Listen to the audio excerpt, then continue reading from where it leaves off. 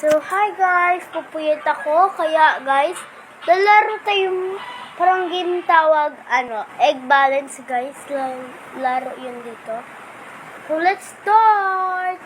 Na game guys.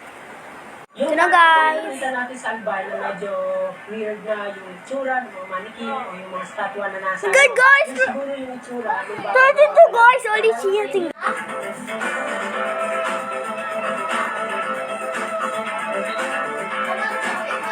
lang! Crackle egg guys.